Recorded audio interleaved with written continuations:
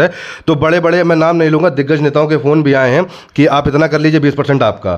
तो कट्टर हूँ मैं और आजीवन रहूँगा। हमारे प्राण अगर चले जाएंगे हिंदुत्व का प्रचार करने में तो हम पीछे नहीं हटेंगे, ठीक है। ये हमारा पहला ध्येय है। दूसरी बात, मेरे को नफरत उन लोगों से है जो हिंदू हो के हिंदू का गला काट रहे हैं, हिंदू की बुराई कर रहे हैं। देखिए, मुसलमान मित्र हमारे बहुत सारे हैं, हम खुले मंच पे नाम ले रहे हैं। फिदा हुसैन जी हमारे बहुत अच्छे मित्र हैं, सलमान गाजी जी हमारे बहुत अच्छे मित्र हैं, लेकिन कभी उनको भारत देश में रह के भारत माता की जय बोलने में दिक्कत नहीं हुई, इसलिए वो मेरे मित्र हैं। अच्छा, बहुत चलिए ठीक है, जॉब नहीं मिल रही है तो सबको नहीं मिल रही है ना, ऐसा तो है नहीं कि पर्टिकुलर जात को मिल रही है और किसी को नहीं मिल रही है, और प्रयास कर रही है। अगर राम है तो रावण भी है, ठीक है। तो उस रावण को खत्म करने का काम हमारी भारतीय जनता पार्टी कर रही है। जिस दिन हमारा भारत देश हिंदू राष्ट्र घोषित हो जाएगा, उस दिन इस चीज़ पे बहुत सारी चीज़ें जो आपने बोली हैं इस पे काम होते दिख जाएगा, हिंदू राष्ट्र बनने से पहले पहले। और ये जो टोपी वाले हैं जो एक घर में 10 हैं, अल्लाह की देन, मैं खुले बोल रहा हूँ, अल्लाह की देन जो है, ये मैं पार्टी का गुलाम नहीं हूँ भैया, मैं भारतीय जनता पार्टी का गुलाम नहीं हूँ कि हाँ पार्टी ने जो निर्देश दिए हम आँख बंद करके चल देंगे। अगर मुझे गलत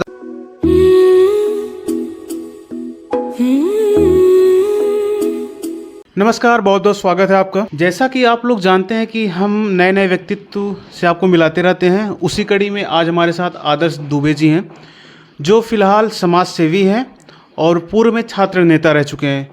बहुत बहुत स्वागत है। जो अधूरे परिचय हमसे छूट गए हों वो थोड़ा सा हमारे दर्शकों को और अपने चाहने वालों को आप बताइए। सभी भाइयों को नमस्कार, बहुत बहुत स्वागत है आपका कि आप हमारे बीच आए। देखिए, आप लोग जो काम कर रहे हैं ये इसी से हम लोग का जो प्रचार है या प्रसार है या हमारा हिंदू सनातन धर्म का जो प्रचार होगा इसी तरह होगा। और बहुत बहुत आपका स्वागत है, आप हमारे राजधानी लखनऊ में आए।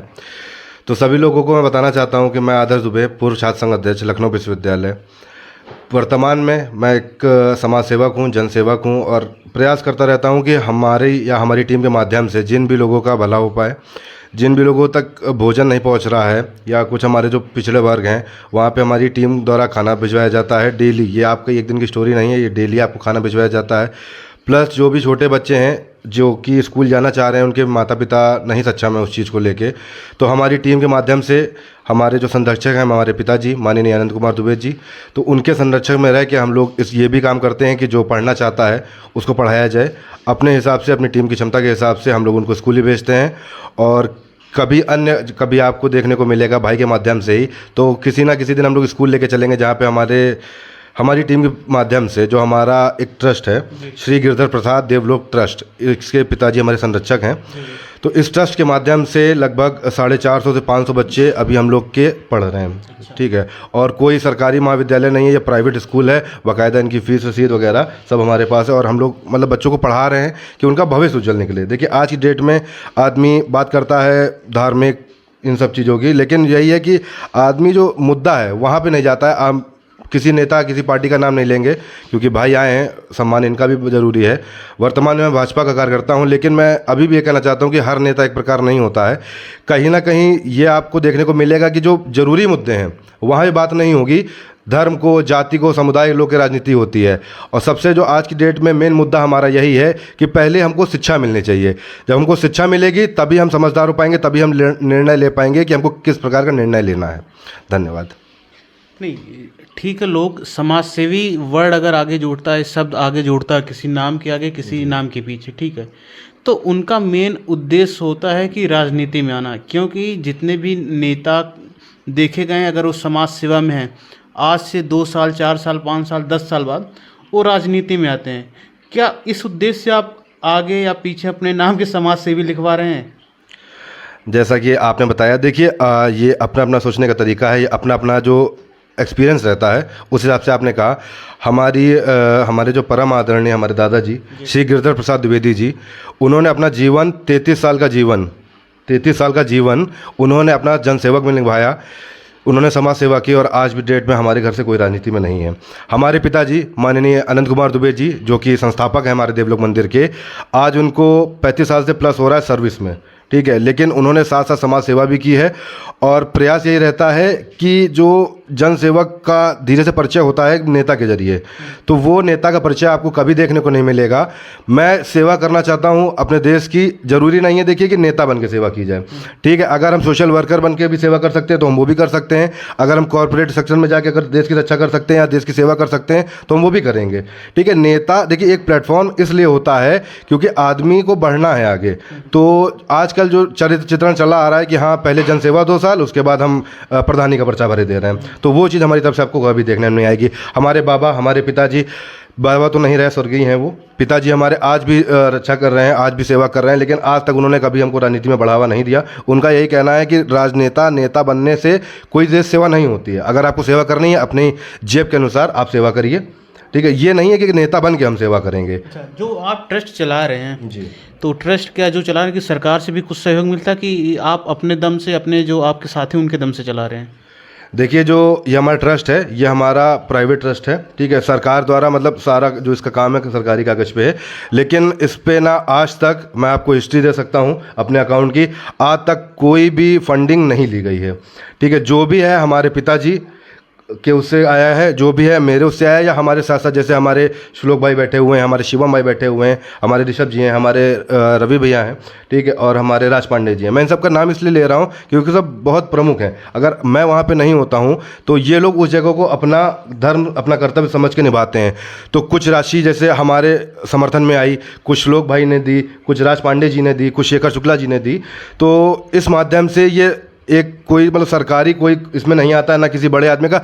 ऐसा नहीं है कि राशि डिफाइंड है कि नहीं 1 लाख रुपए आना, या वो 10 रुपये भी हो सकती है, वो 500 रुपये भी हो सकती है। जिस दिन हमारी जेब कहती है कि हाँ इस महीने हमारा बजट ठीक है, तो उस टाइम पे हम कुछ ज़्यादा डालते हैं अपने अकाउंट में, जो हमारे ट्रस्ट का अकाउंट है। और नहीं होती है तो वहाँ पे हम नहीं डालते हैं। यहाँ से हमको कोई फंडिंग नहीं आती है, और ना ही ये फंडिंग कभी स्वीकृत होगी, क्योंकि आगे चल के कहीं ना कहीं ये ऑफर आते हैं हमारे पास।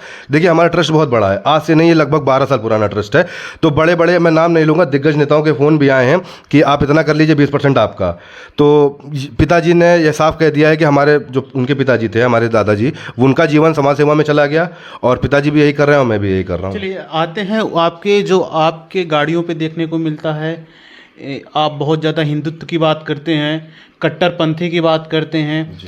ये जो देश है सेकुलर देश है, जिसमें हिंदू मुस्लिम सिख ईसाई रहते हैं, आप एक कट्टरपंथी की बात करते, नहीं लगता कि आप कहीं संविधान की उल्लंघना कर रहे हैं, और कहीं एक हिंदुत्व को जोड़ने के चक्कर में, एक अपने आप को हाईलाइट करने के चक्कर में बहुत ज़्यादा कट्टरपंथी की तरफ जा रहे हैं?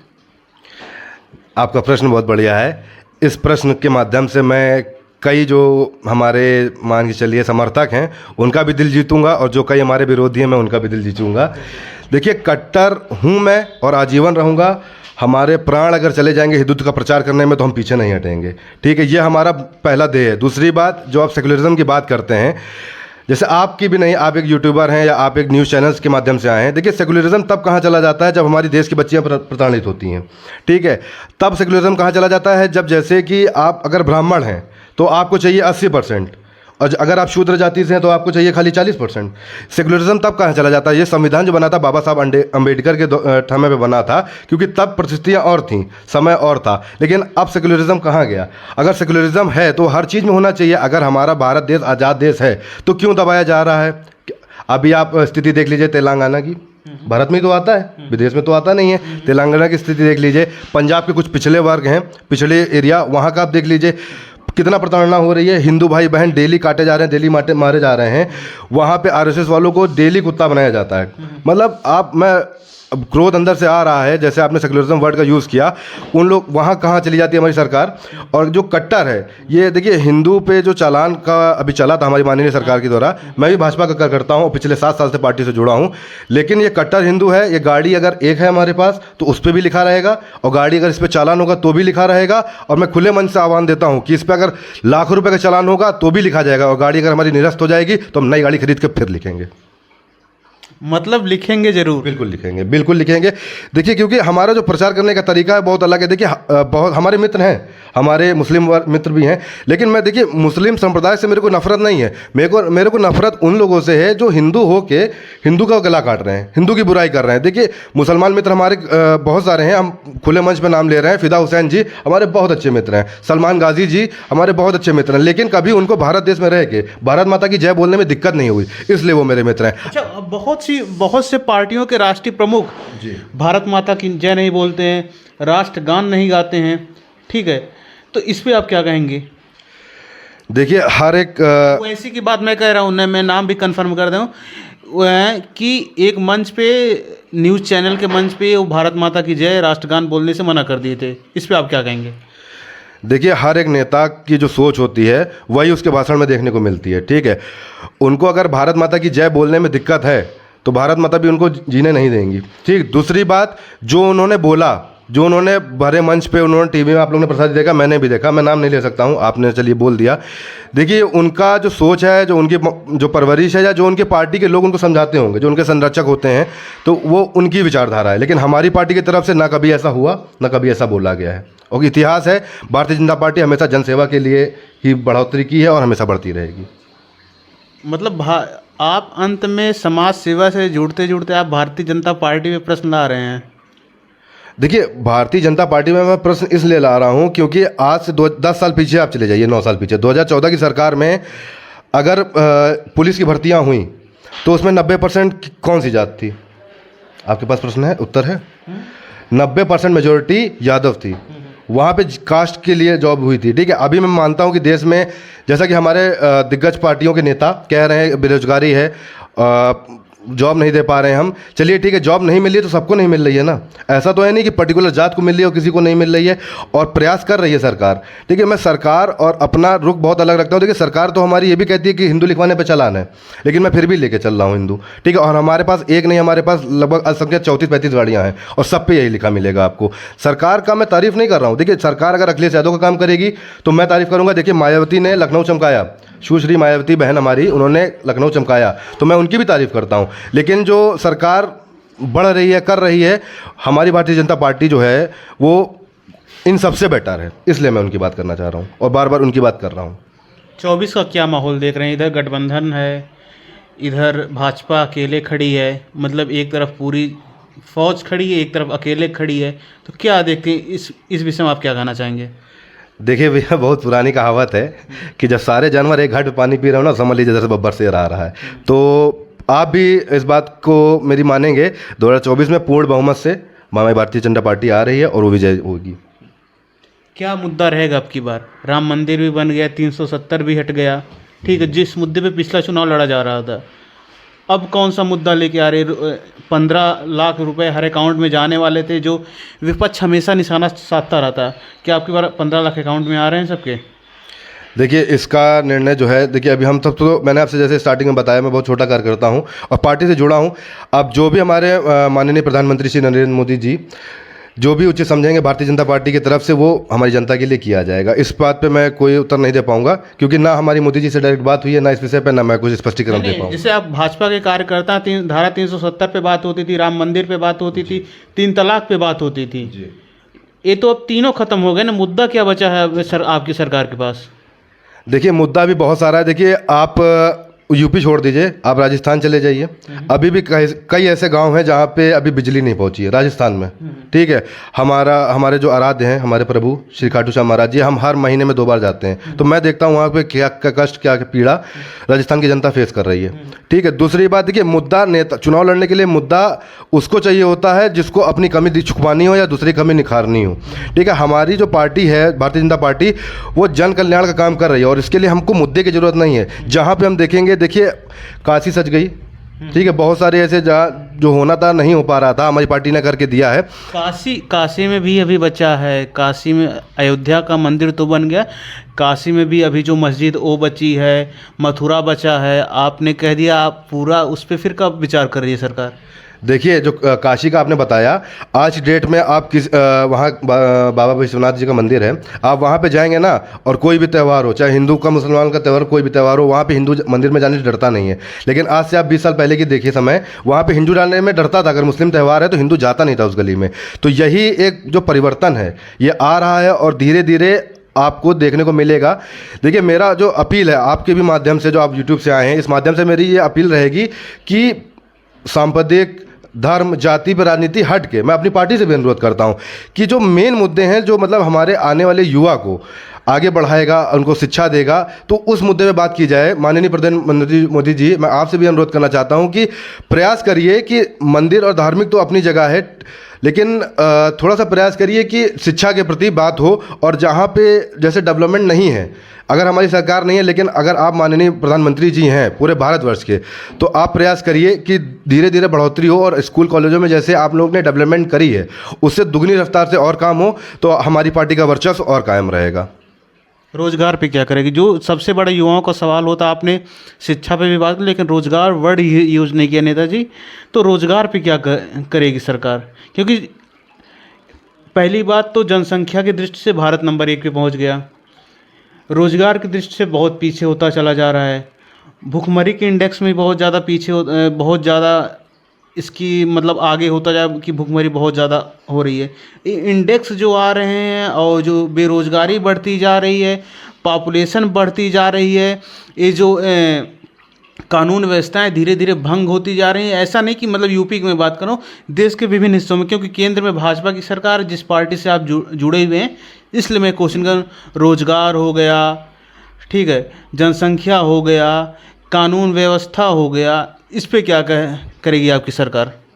देखिए, सबसे पहले तो मैं आपको करेक्ट करना चाहूँगा, आपने बोला नेताजी, तो मैं एक जनसेवक हूँ, ठीक है, मैं नेता नहीं हूँ, मैं अभी जनसेवक हूँ। नेता मैंने इसलिए कहा, अगर आप किसी पार्टी से जुड़ जा रहे हैं तो नेता तो लोग कह नहीं लगते। अगर आप पार्टी से ना जुड़े होते तो हम बिल्कुल आपको कहते हैं हाँ आदर्श दुबे समाज सेवी, लेकिन अगर आप पार्टी से जुड़े हैं तो नेता तो जरूर कहलाएंगे। अगर इसमें दो विचार नहीं, अगर मैं अपने सब गलत नहीं हूँ अपने शब्दों पे। चलिए, आपका था कहने का मतलब, लेकिन अगर हमारे पार्टी में अगर कोई जुड़ता है तो उसको कार्यकर्ता बोला जाता है। तो जैसे हम लोग एक कार्यकर्ता के रूप में जुड़े हुए हैं, और ना हमारे पास कोई कार्यकर्ता और नेता मंत्र, थोड़ा सा फिर डिफरेंस कर दीजिए। देखिए, कार्यकर्ता जो होता है, देखिए कभी जैसे मान लीजिए हमारे मोदी जी आते हैं तो कभी कोई नेता लेके नहीं दौड़ता है फूल या माला, ठीक है, तो वहाँ पे जो रोड पे चूना डाला जाता है वो नेता चूना नहीं डालता है, वो हम डालते हैं, वो कार्यकर्ता डालते हैं। तो नेता एक हो गया, वो नेता तो एक हाइप बना दी गई है कि नेता, ठीक है, लेकिन अगर कार्यकर्ता नहीं है तो नेता बेकार है। चलिए उन सवालों पे आते हैं कि जो आप भाजपा के कार्यकर्ता हैं, मैं ही करेक्ट कर दे रहा हूँ, भाजपा कार्यकर्ता हैं, केंद्र में भाजपा की सरकार है, रोजगार, जनसंख्या और जो कानून व्यवस्थाएं अलग अलग राज्यों में भंग हो रही हैं, कत्लेआम हो रहे हैं, इस पे क्या करिए सरकार? देखिए, पूर्ण प्रयास है। अगर आप क्राइम सीन उठा के देखेंगे पिछले 5 सालों का या 10 सालों का, तो आपको जो उसमें बढ़ोतरी देखने को नहीं मिलेगी। ये बात तो 100% सत्य है, मैं प्रूफ। देवरिया की घटना देख लीजिए, पूरी हो गई, फिर दूसरी घटना अभी जस्ट हो गई कि एक बाबा ने अपने पोते को मार दिया, ठीक है, और ऐसी बहुत सी घटनाएं होती रहती हैं। अभी कोई यहाँ पे विधानसभा के पास कोई औरत धरना दे रही थी कि जिसका रेप हुआ था, तो ऐसे करके बहुत सी घटनाएं होती रहती हैं। देखिए, घटना होती रहती है, ऐसा कोई नेता नहीं है, या ऐसा कोई प्रधानमंत्री नहीं, ऐसा कोई मुख्यमंत्री नहीं जिसके कार्यकारिणी में कुछ ऊपर नीचे हुआ। देखिए, अगर राम है तो रावण भी है, ठीक है, तो उस रावण को ख़त्म करने का काम हमारी भारतीय जनता पार्टी कर रही है। गति में थोड़ा सा अवरोध जरूर आ रहा है, लेकिन ये है कि 2024 के चुनाव सफल होते होते आपको कई जगह पे सुधार देखने को मिलेगा। और मैं अपने जो भी हमारे माननीय नेताजी हैं उनसे अनुरोध करूंगा कि जो भी मुद्दे आज आपने मुझसे बोले हैं इस पे काम हो। और रोजगार देखिए, रोजगार तो ये है कि अगर आप बेरोजगारी उठा के देखें तो ये है कि आपने जो बोला जनसंख्या बढ़ रही है, उसके साथ साथ बढ़ गई है, विश्व में सबसे पहले स्थान पे हम पहुंच गए जनसंख्या की दृष्टि से। हो रहा है कि कौन आगे निकलेगा। अभी जो जनसंख्या बराबर चले। देखिए, जनसंख्या का अब तो यही है कि जो हमारे भारत के जो संरक्षक हैं, अब वो यही उस मामले में कुछ बोलें तो ज़्यादा उचित रहेगा। हमारे स्तर से ये है कि बस जो हमारे माननीय जी का आदेश रहेगा उस पर हम लोग कार्य करने रेडी रहेंगे, जो भी वो बोलेंगे उस पर काम किया जाएगा। इसलिए मैं कह रहा हूँ कि अगर नारा दिया गया कि हम दो हमारे दो जी, लेकिन कुछ वर्ग के लोग ऐसे हैं कि कहते हैं बच्चे तो अल्लाह की देन होते हैं। मैं किसी विशेष जात या नहीं कह रहा हूँ, क्योंकि ये ऑन रिकॉर्ड वीडियो बहुत से आपको मिल जाएंगे। मोदी जी हमारे बच्चों को थोड़ा खिलाएंगे, योगी जी हमारे बच्चों को थोड़ा कहेंगे, जितने बच्चे हो रहे हैं होने दो, ये सब। तो क्या ये जो जनसंख्या कानून लाना चाहिए, ये ज़रूरी हो गया है कि नहीं, समाज सेवी की दृष्टि से आप बताइए। देखिए, ये जो कानून का आपने नाम लिया, तो ये 200% ज़रूरी है, 200% ज़रूरी है। देखिए, और दूसरी बात है कि इस पे काम होना चाहिए। और मैं फिर से यही कहूँगा, जिस दिन हमारा भारत देश हिंदू राष्ट्र घोषित हो जाएगा उस दिन इस चीज़ पे बहुत सारी चीज़ें जो आपने बोली हैं इस पे काम होते दिख जाएगा, हिंदू राष्ट्र बनने से पहले। और ये जो टोपी वाले हैं जो एक घर में 10 हैं अल्लाह की देन, मैं खुले बोल रहा हूँ, अल्लाह की देन जो है, एक हमका सामान पहुंचाने, ठीक है, तीसरा पहुंच गया जन्नत में हूरे देखने। तो इसका मतलब ये है कि देखिए एक जो देश है और जनसंख्या अगर विभाजित हो जाती है, कहने का मतलब समझ रहे हैं, अगर जनसंख्या और देश और धर्म अगर विभाजन हो गया इन तीनों का, तो ये समझिए कि काफ़ी से जो अपनी भारत की समस्या है, जो जैसे बांग्लादेशी हिंदुओं के साथ हो रहा है, वो नहीं होगा। और दूसरी बात जो आपने बोली, ये फैक्ट है कि हाँ थोड़ा सा गति हम लोग की धीरे है इस कारण में कि हाँ रोजगार में, और दूसरी जो आपने क्राइम में बताई, क्राइम तो फिलहाल घट रहा है, लेकिन यही है किसी ना किसी कार्यकारिणी में तो क्राइम होता है। भाजपा के कार्यकर्ता हो के बोल रहे हैं बहुत बड़ा दायित्व, मतलब बहुत बड़ी चीज़ बोल रहे हैं कि ये हम लोग धीमे काम कर रहे हैं। देखिए मैं एक नेता नहीं हूँ, मैं एक कार्यकर्ता हूँ और मैं एक जनसेवक हूँ, ठीक है। अगर मैं बोल रहा हूँ यहाँ पे बैठ के तो समझिए कि मैं बोल रहा हूँ, ये मैं पार्टी का गुलाम नहीं हूँ भैया, मैं भारतीय जनता पार्टी का गुलाम नहीं हूँ कि हाँ पार्टी ने जो निर्देश दिए हम आंख बंद करके चल देंगे। अगर मुझे गलत रहेगा तो मैं पहला हूँगा जो विरोध करूँगा, और अगर हमारी पार्टी का फैसला सही हुआ तो मैं पहला हूँगा जो समर्थन दूंगा, ठीक है। हमारी देखिए वही उदाहरण आपको सामने देखने को मिल रहा है कि हमारी पार्टी कई सारे बिल लाती है या जो आदेश देती है, अगर हमको नहीं समझ में आ रहा है तो हम भाई नहीं मानते हैं उसको। चलिए अंत में एक प्रश्न लेते हैं आपसे, समाज सेवक के तौर पे जी, समाज को आप क्या संदेश देना चाहते हैं? देखिए हमारा बस एक जो समाज सेवा की तरफ से, या आप हमारे ब्राह्मण भाई की तरफ से, या आप हमारे एक हिंदू के नज़रिए से अगर देखना चाहेंगे, तो मेरा बस यही एक जो मैसेज कह लीजिए या रिक्वेस्ट कह लीजिए या कुछ भी कह लीजिए, बस यही है कि आप अगर अपना नेता चुनते हैं या वोट डालने जाते हैं तो जाति धर्म और पैसा देख के ना चुने, क्योंकि 24 का चुनाव आ रहा है इसलिए मैं ये बात कह रहा हूँ, ठीक है। आप ये देखिए कि आपके लिए क्या सही है। आने वाले 5 साल बाद अभी आपको अगर वोट देने जाएगा तो बहुत जगह दारू चलती है, बहुत जगह मदिरा चलती है, पैसा चलता है, कहीं कहीं दबाव भी चलता है। तो आप ये मत देखिए कि अभी समय हमारे साथ क्या हो रहा है, हमको क्या मिल रहा है। आने वाले 5 साल में आप ये सोचिए, अपने आप से प्रश्न कीजिए कि आने वाले 5 साल में आपको क्या मिलेगा। और दूसरा मैसेज मेरा ये गया है, कभी जाति धर्म पर भेदभाव मत करिए, लेकिन अगर आपके साथ लग रहा है अन्याय हो रहा है तो आवाज़ उठाइए। मैं अपना नंबर वगैरह भैया को दे दूंगा डिस्क्रिप्शन में। अगर आपको कहीं भी लग रहा है अगर हिंदू प्रताड़ित हो रहा है और अगर मुसलमान भी प्रताड़ित हो रहा है और उसके साथ अगर जाति हो रही है, तो मैं पहला ऐसा व्यक्ति होऊंगा जो मुसलमान के साथ खड़ा होऊंगा, और अगर हिंदू के साथ जाति हो रही है तो मैं पहला ऐसा हिंदू होऊंगा जो हिंदू के साथ खड़ा होऊंगा। चलिए बहुत बहुत धन्यवाद। आज हमारे साथ समाज सेवी आदर्श दुबे जी थे, जो फिलहाल लखनऊ में अपना कार्य कर रहे हैं, समाज सेवा कर रहे हैं। मिलते हैं आपको एक नए व्यक्तित्व के साथ मिलाते हैं। देखते रहे अयोध्या भारती न्यूज़। बहुत बहुत धन्यवाद।